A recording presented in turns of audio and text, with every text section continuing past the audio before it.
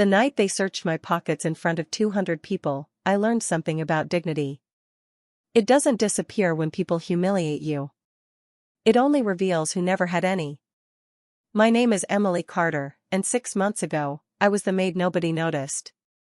Every morning, I arrived at the Blackwood estate before sunrise, when the sky above Manhattan was still painted in shades of steel gray and silver. The mansion sat on 12 acres of private land overlooking the Hudson River, larger than some luxury hotels I'd seen on television. People often imagined that working for a billionaire meant glamour. They imagined crystal chandeliers, designer wardrobes, and a life surrounded by wealth. The truth was simpler. I polished floors. I carried laundry baskets. I dusted rooms bigger than my entire apartment. And most days, nobody looked at me long enough to remember my name. I didn't mind. Invisible people survive longer. At least, that's what I told myself. At 24, I rented a tiny one-bedroom apartment in Queens. The ceiling leaked whenever it rained hard, and the radiator made strange noises every winter. But it was mine. Every paycheck mattered. Every dollar had a purpose. Rent. Groceries. Student loan payments from a nursing program I'd never finished after my mother got sick. Life had a way of changing plans without asking permission. The Blackwood estate became my second home. Not because I belonged there, but because I spent more waking hours inside those walls than anywhere else. Most employees treated me kindly enough. Some ignored me. Others looked through me entirely. The guests were worse. Wealth had a strange effect on certain people. It convinced them that uniforms erased humanity. That night started like any other. The annual Blackwood Foundation Gala. The biggest event of the year.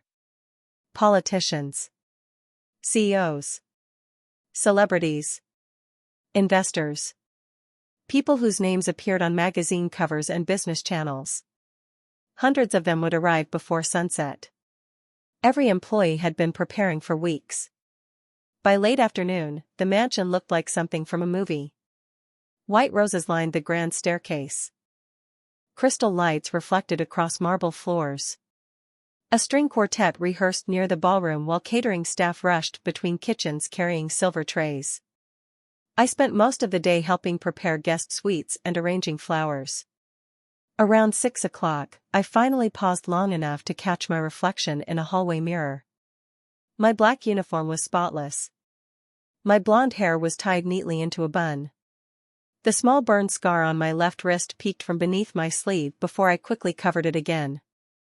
I'd had it for as long as I could remember. Most people never noticed. I preferred it that way. Emily, the head housekeeper, called from across the corridor. The ballroom needs extra staff. I nodded immediately. I'll be there. By 7, the mansion had transformed. Luxury cars filled the driveway. Laughter echoed through the halls.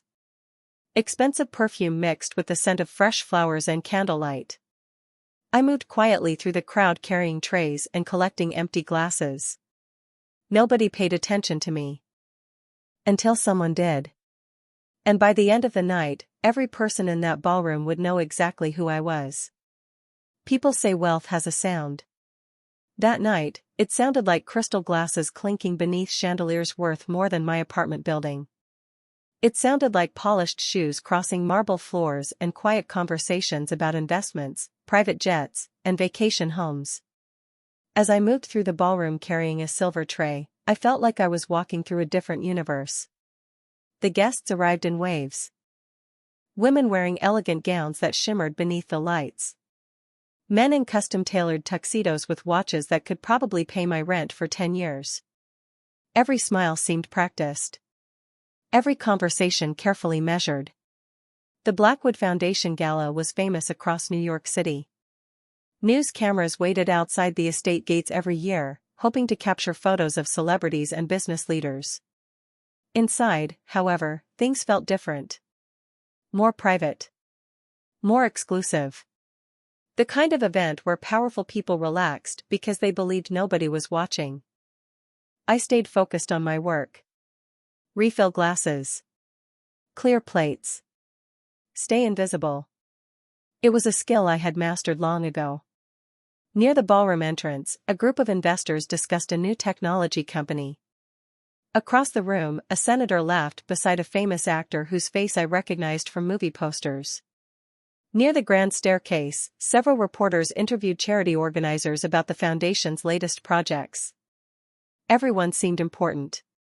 Everyone except the staff. Around 8:30, I carried a tray of sparkling water toward a group gathered near the center of the ballroom. As I approached, I noticed something unusual. Several guests suddenly straightened their posture. Conversations became quieter. Heads turned toward the entrance. The shift was subtle but unmistakable. Someone important had arrived. I followed their gaze.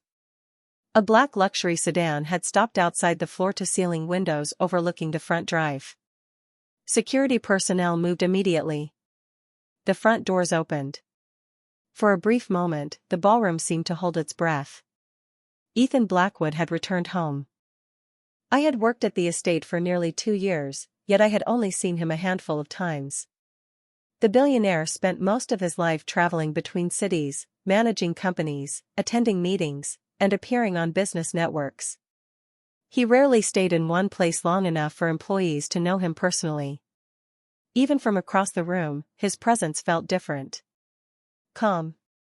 Controlled. He walked through the ballroom without rushing, acknowledging guests with brief nods and polite handshakes. Nothing dramatic. Nothing theatrical. Yet somehow every person noticed him. I quickly looked away and continued serving drinks. People like Ethan Blackwood existed in a world far above mine. The less attention I attracted, the better.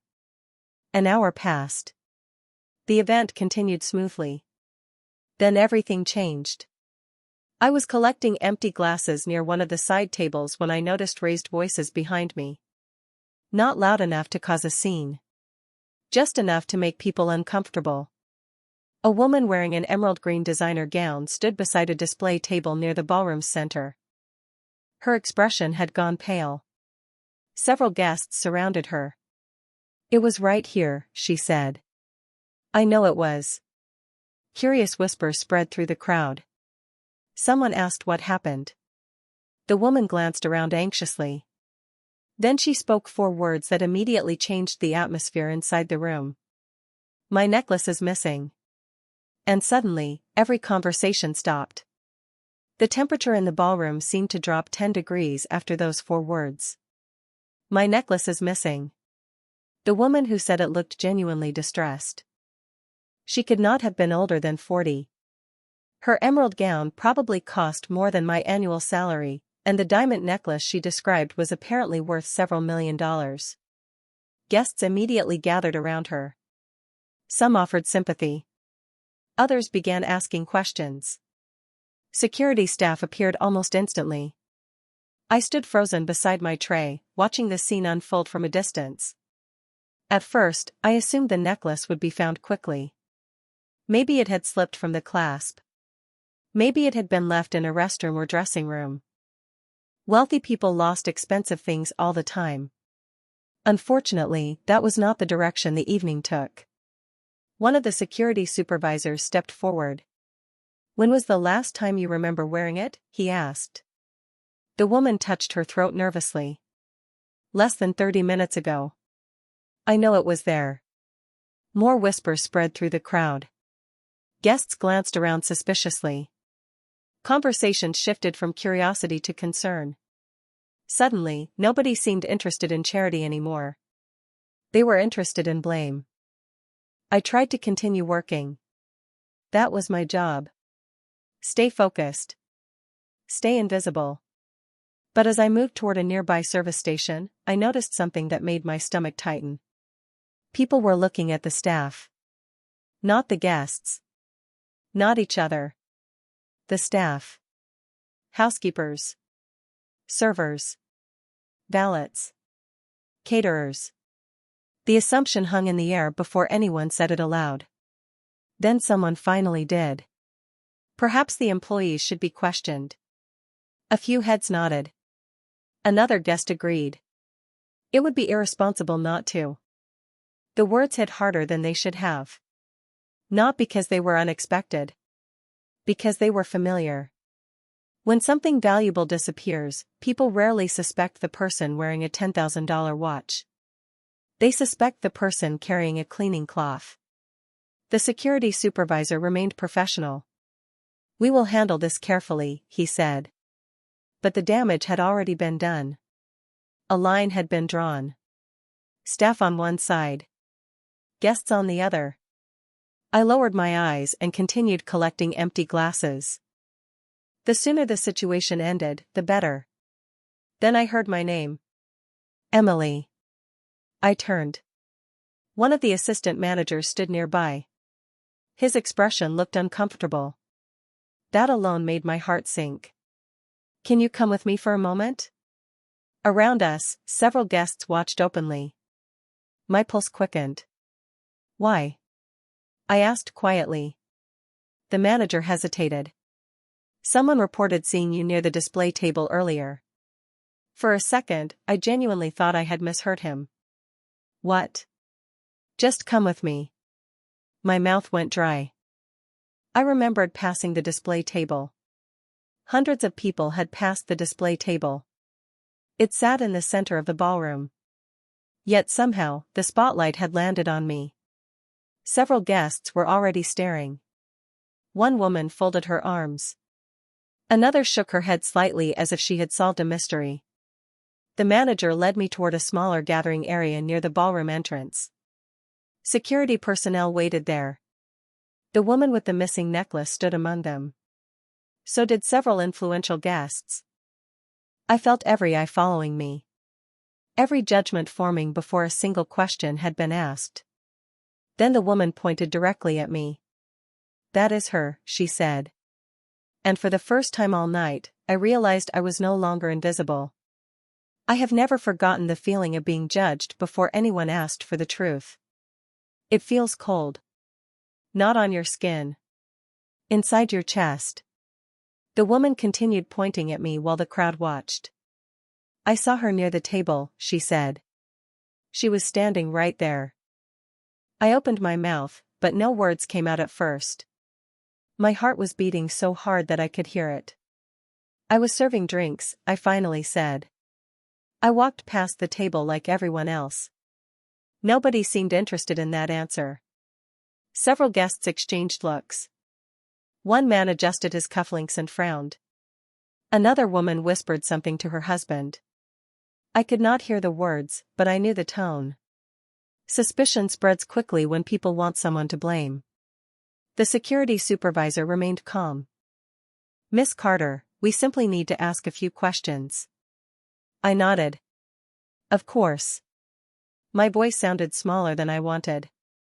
The supervisor asked where I had been during the previous 30 minutes. I explained my duties. Refilling glasses. Assisting catering staff. Clearing tables.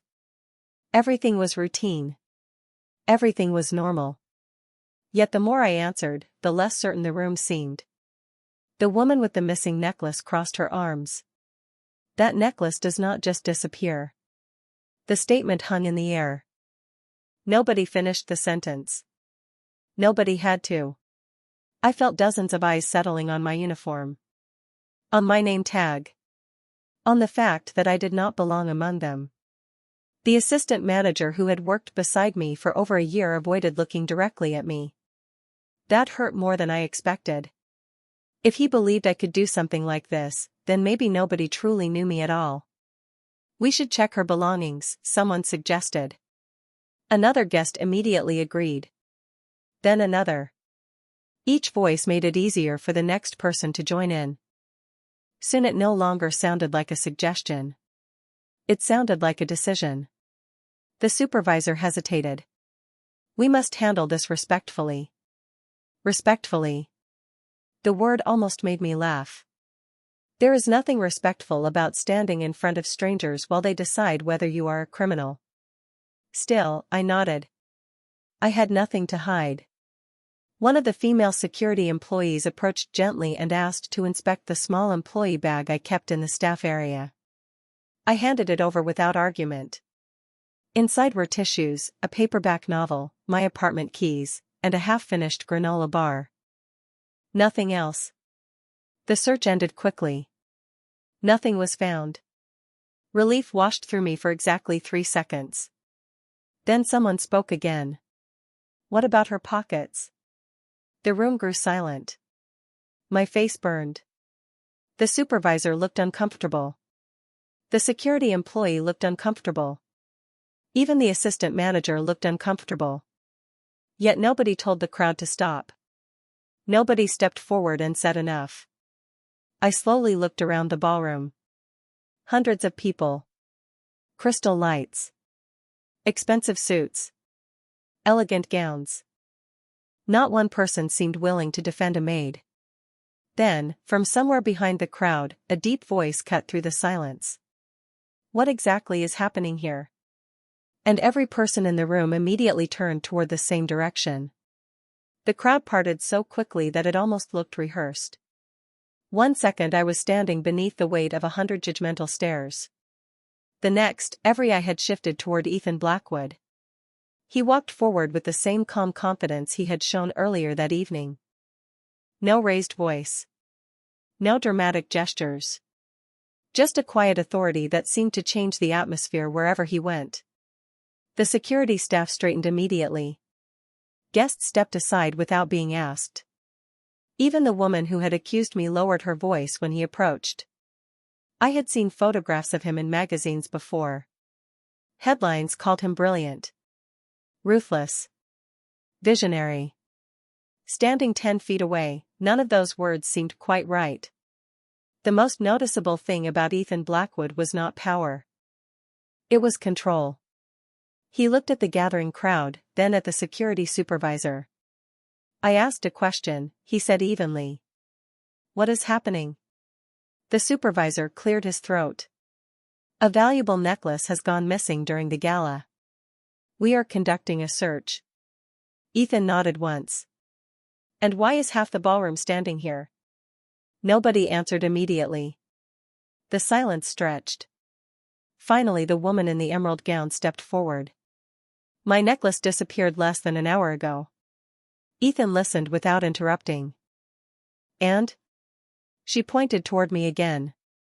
Several people saw her near the display table. I felt my face burn. Ethan's gaze shifted toward me for the first time. Not judging. Not suspicious.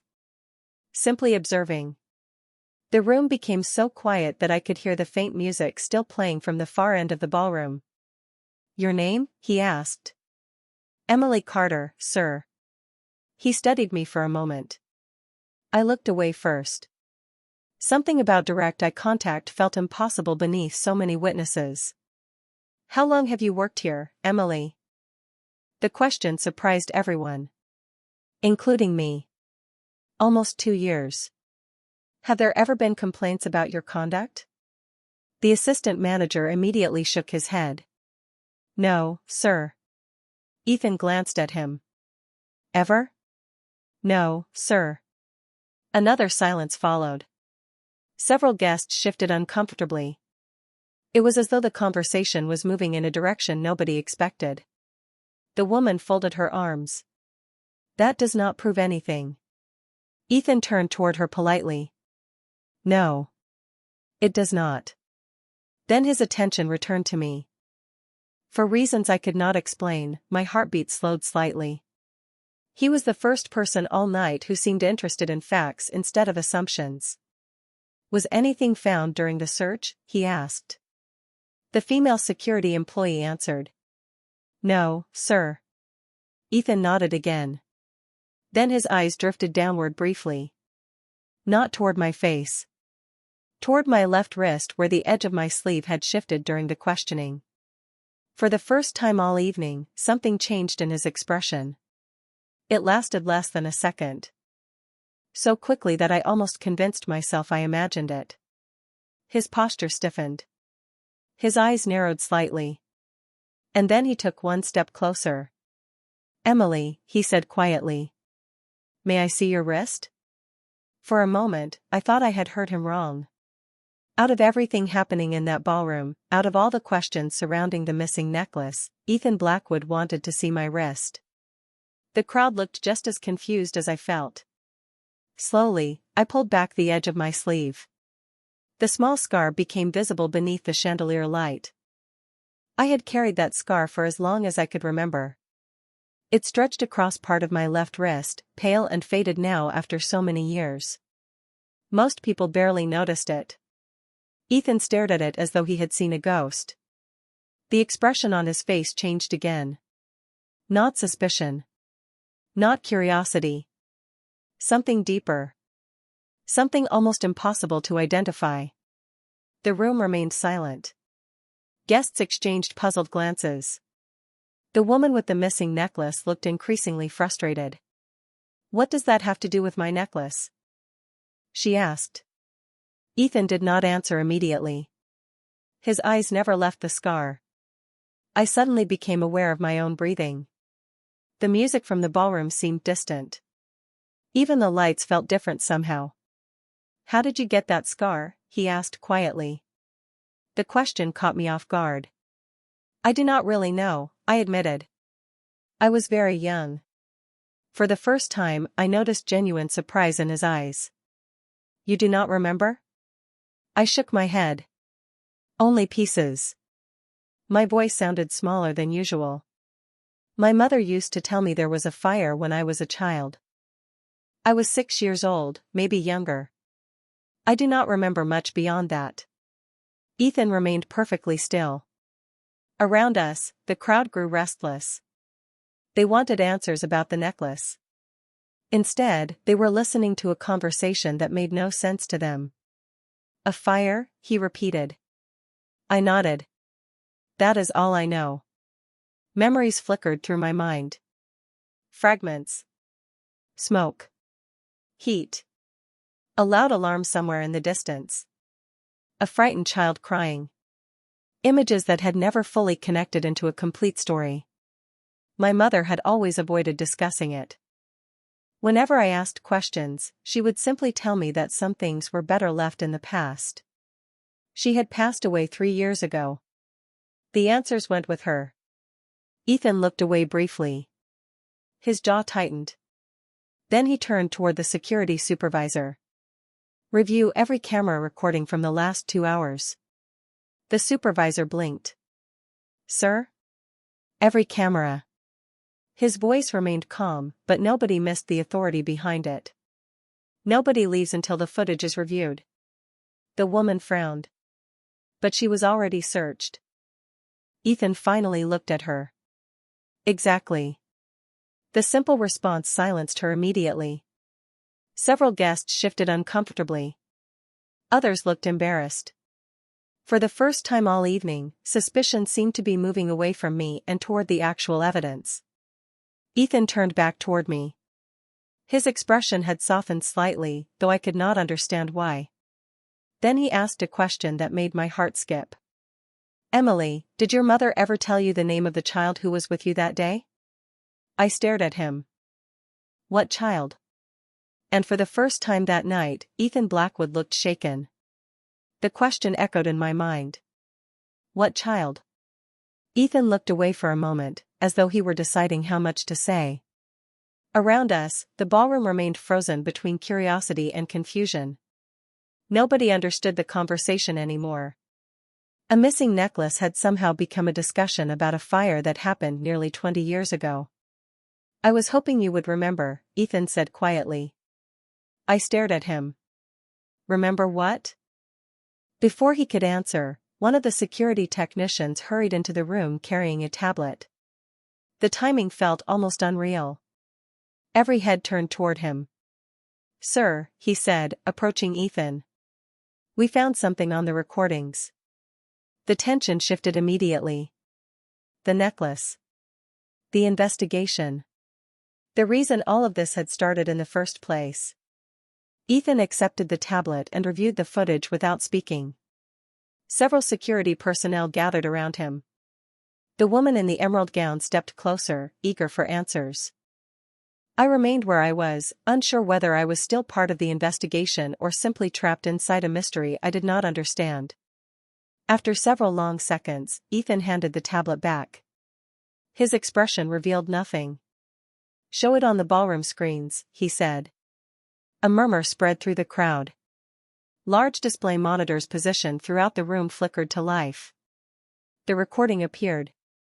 The display table came into view. Guests moved through the frame. Staff passed carrying trays. Conversations continued. Then the footage zoomed slightly. The missing necklace became visible near the center of the display. I saw myself walk past it several minutes later. My heart pounded despite knowing I had done nothing wrong. The video continued. I moved out of frame.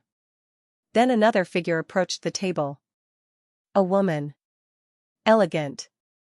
Well-dressed. Familiar.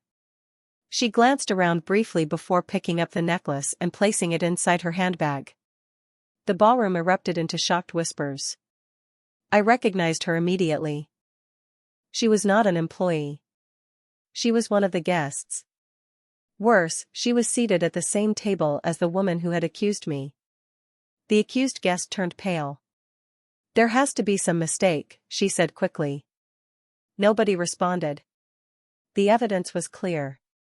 The necklace had never been stolen by a member of the staff. It had been taken by someone standing among the city's elite. For a moment, nobody seemed to know where to look. Some stared at the screen. Others stared at me. A few lowered their eyes entirely. The woman who had pointed at me earlier suddenly seemed unable to meet my gaze. An uncomfortable silence settled across the room. The accusation had disappeared. The embarrassment remained. Ethan's voice broke the silence. "Emily Carter is cleared of any suspicion." The statement was simple. Direct. Final. Relief flooded through me, but it was mixed with something else. Hurt. Because being proven innocent did not erase what had happened. It did not erase the whispers. The assumptions. The certainty with which strangers had decided who I was. Ethan turned toward me again. His eyes settled briefly on the scar beneath my sleeve. "And this conversation is not finished," he said softly. "Because I believe that fire changed both of our lives." Suddenly, the missing necklace no longer felt like the biggest secret in the room. The ballroom slowly came back to life, but something had changed. The guests were speaking again, yet the confidence from earlier was gone. People avoided looking directly at me. A few offered awkward smiles. Others suddenly found their phones very interesting. Nobody knew how to apologize for assuming the worst about someone they had never bothered to know. I stood near the edge of the room, trying to process everything that had happened. Less than an hour earlier, I had been serving drinks. Now I was standing in the center of a mystery that somehow connected me to Ethan Blackwood. The thought felt impossible. Ethan spoke quietly with several members of his staff before returning to me. "Walk with me," he said. It was not a command. It sounded more like a request. I followed him through a side corridor that overlooked the estate gardens. The noise from the gala faded behind us. Outside, the grounds glowed beneath hundreds of small lights. The Hudson River reflected the moon like polished silver. For the first time all night, I could think clearly. "You still have not explained what you meant," I said.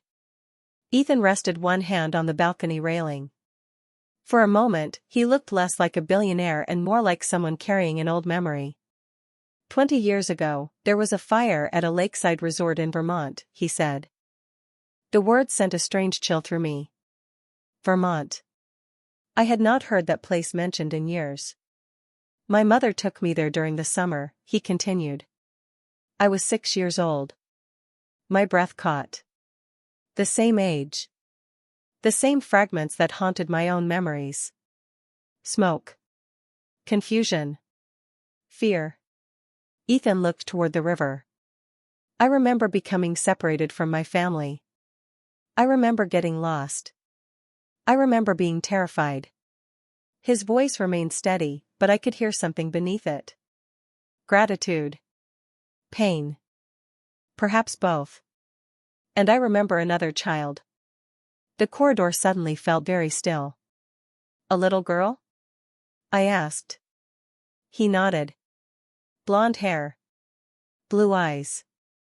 A small burn on her wrist after everything was over. My heart began to race. Images flashed through my mind. A hallway. Bright emergency lights. Someone crying. A small hand reaching for another. Memories that had always felt incomplete were beginning to move. Ethan reached into the inside pocket of his jacket and removed an old photograph. The edges were worn from age. He handed it to me carefully. I stared at the image. 2 children stood near a lake. One was a young boy with dark hair. The other was a little girl smiling at the camera. My hand started trembling. I knew that face. I had seen it in family albums. Seen it in photographs my mother kept inside a wooden box. The little girl was me.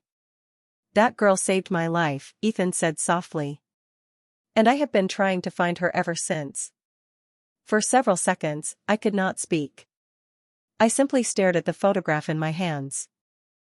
The little girl smiling beside the lake felt familiar and distant at the same time, like a dream I had almost forgotten.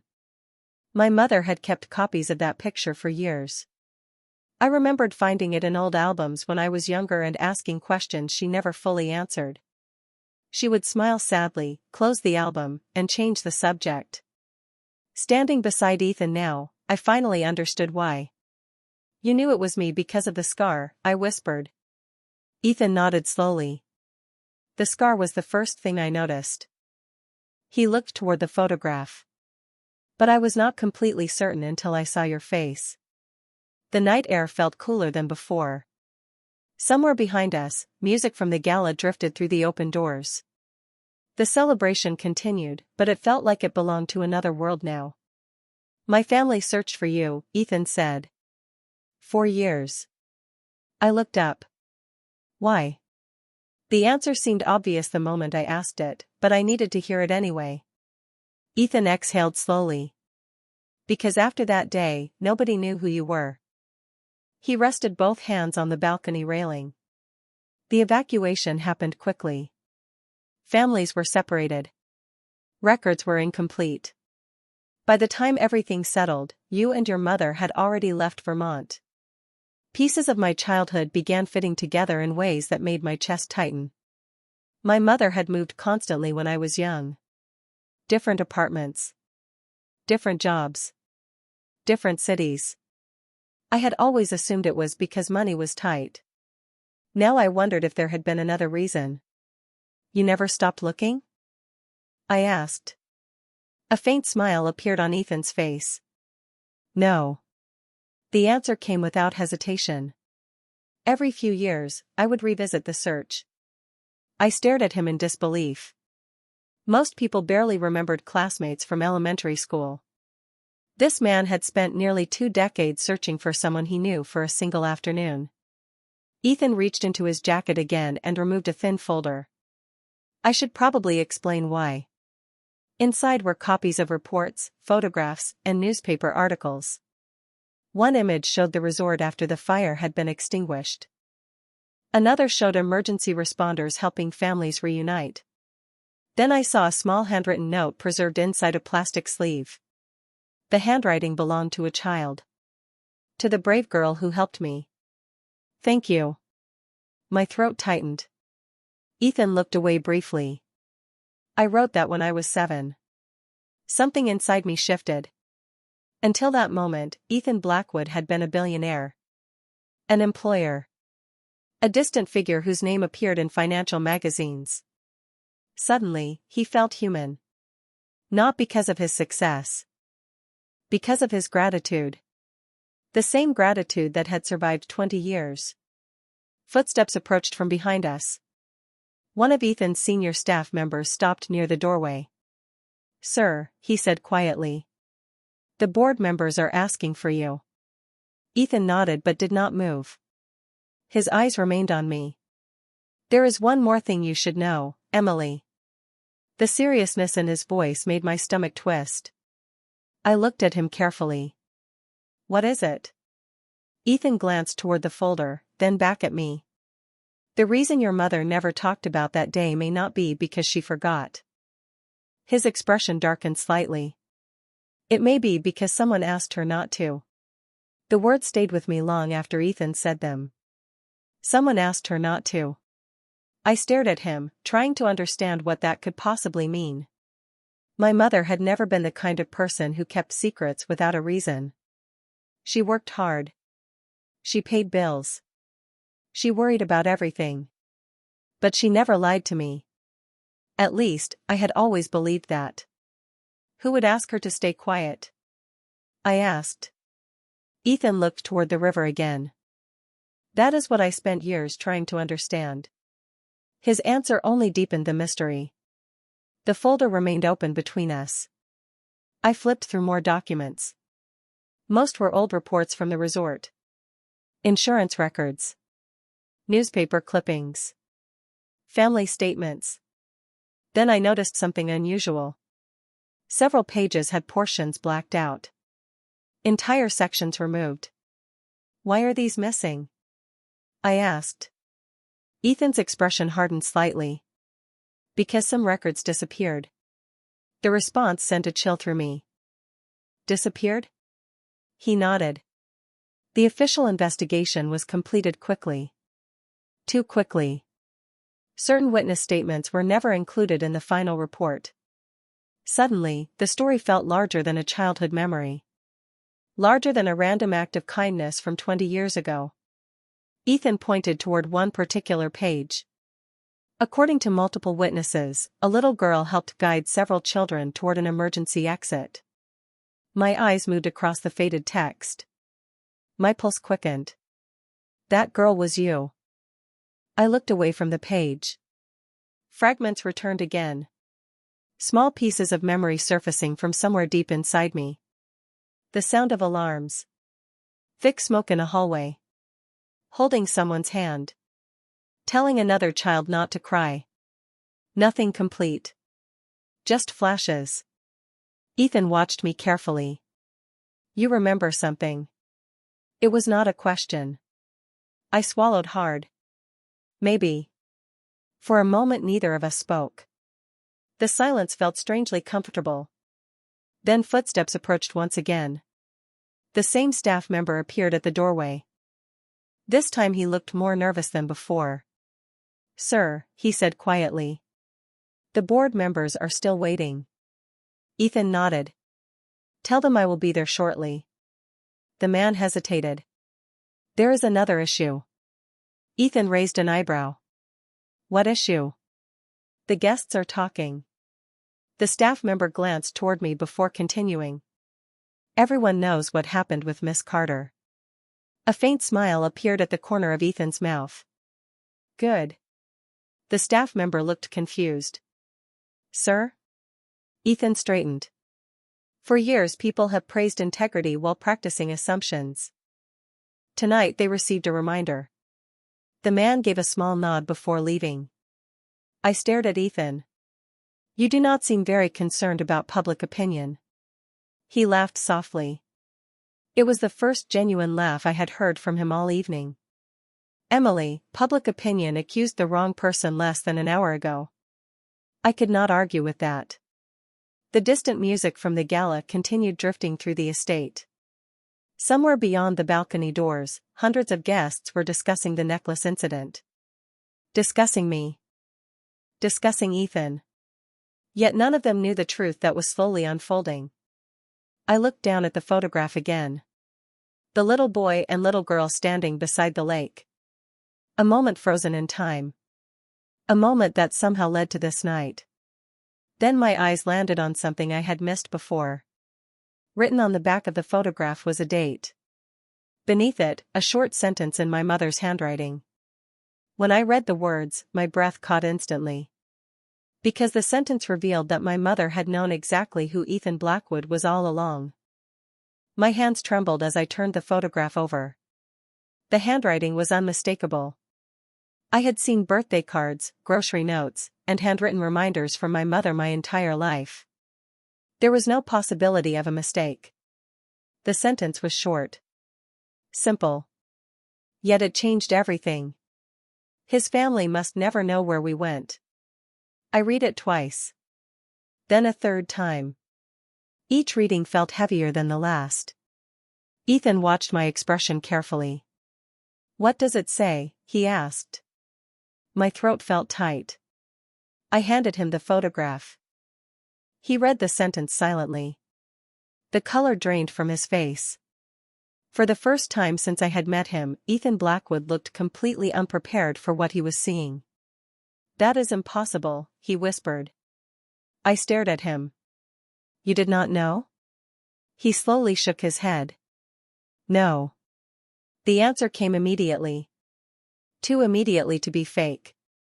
Whatever secret my mother had carried, Ethan clearly had not been part of it.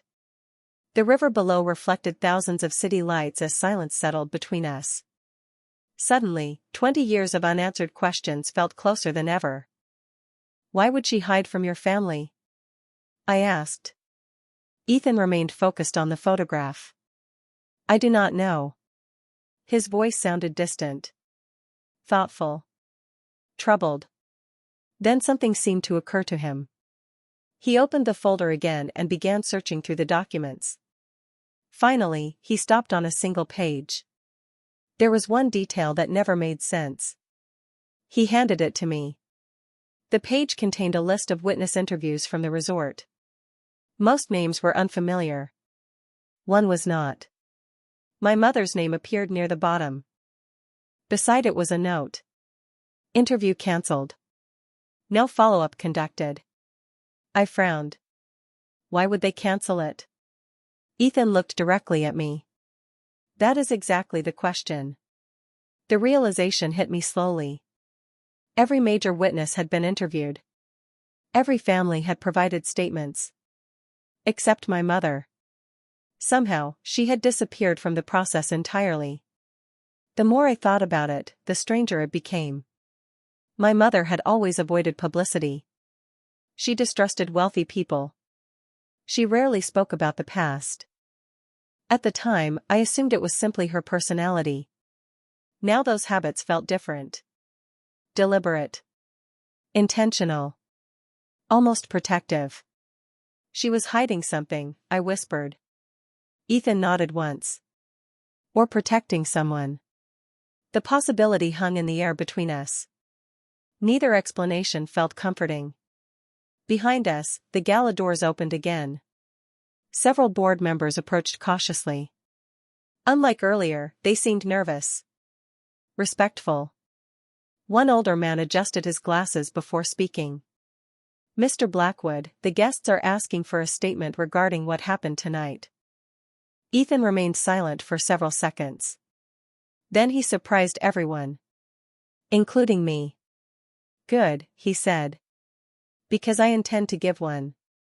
The board members exchanged uncertain looks. Ethan turned toward the ballroom.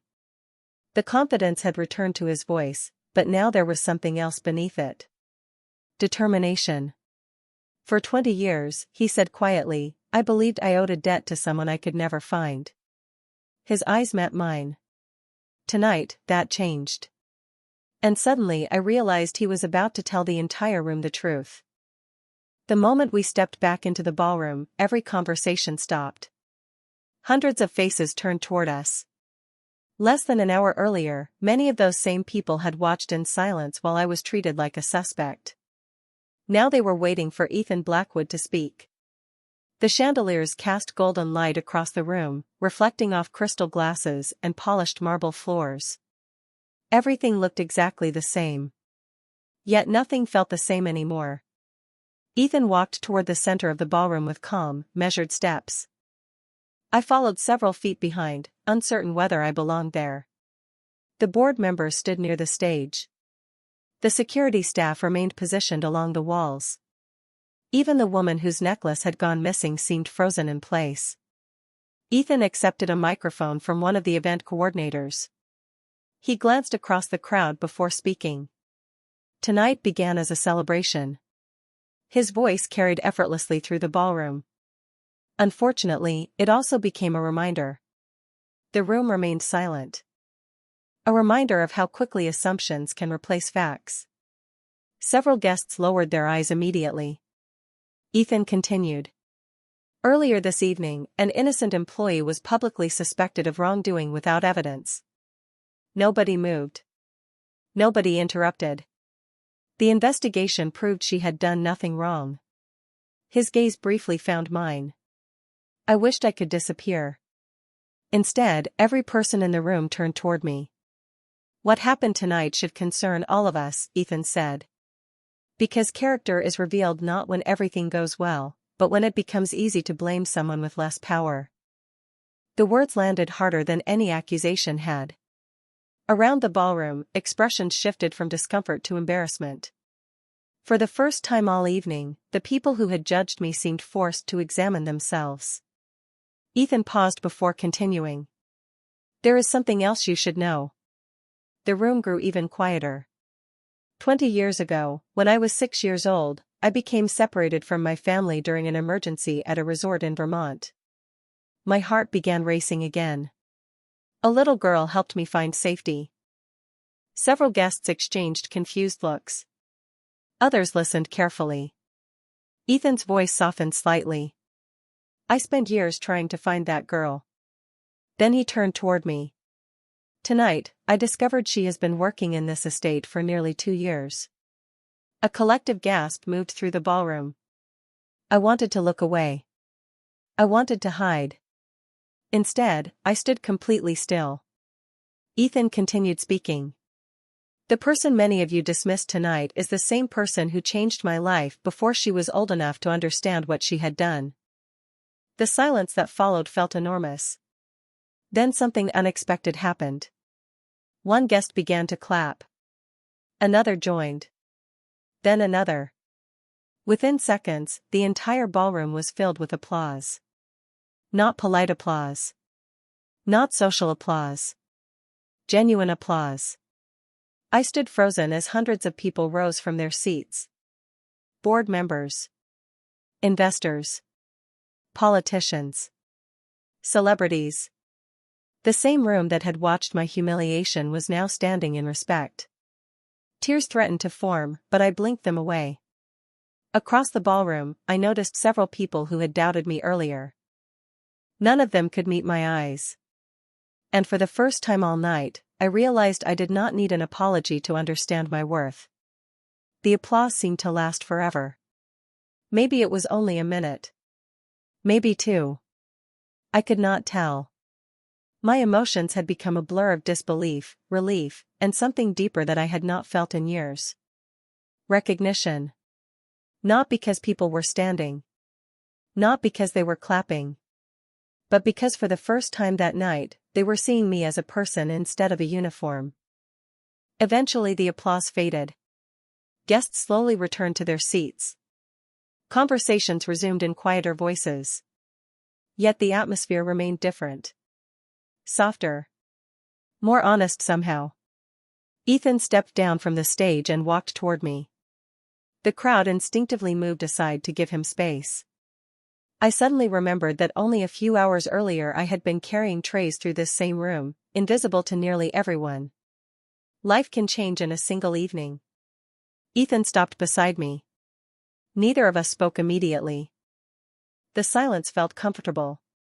Outside the tall windows, the Hudson River reflected the city lights like thousands of scattered stars. "Are you all right?" he finally asked. I laughed softly.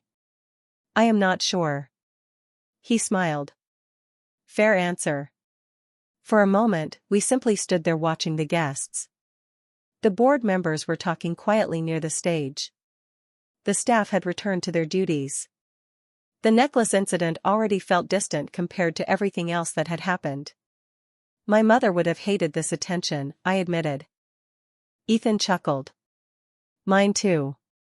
The response surprised me. Then again, perhaps it should not have. Beneath the wealth, the headlines, and the reputation, he was still the little boy from the photograph. The little boy whose hand I vaguely remembered holding 20 years ago. I wish she were here, I said quietly. Ethan nodded. So do I. The honesty in his voice touched me more than any speech could have. We walked toward the balcony once more. The night air carried the scent of fresh flowers from the gardens below. Somewhere in the distance, a boat moved slowly across the river. New York continued turning beneath the stars, unaware that my entire understanding of the past had changed. What happens now? I asked. Ethan leaned lightly against the railing. That depends. On what? His eyes met mine. On what you want. The answer caught me off guard. All evening people had made assumptions about me. Decisions for me. Judgments about me. Yet the most powerful person in the room was asking a question instead. I looked out across the water and thought about my mother. About the years she spent protecting me. About the secrets she carried. About the life I had built one ordinary day at a time. Then I smiled. A genuine smile. The kind that reaches your eyes.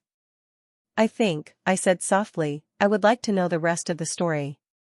Ethan smiled back. So would I. And standing there beneath the lights of Manhattan, I finally understood something my mother had tried to teach me years ago. A person's worth is never measured by the title they hold, the money they earn, or the room they stand in. It is measured by the kindness they leave behind when nobody is watching. 20 years earlier, a frightened little girl had reached for a stranger's hand and asked for nothing in return. That single choice changed 2 lives forever. And sometimes, the truth has a way of finding its way home.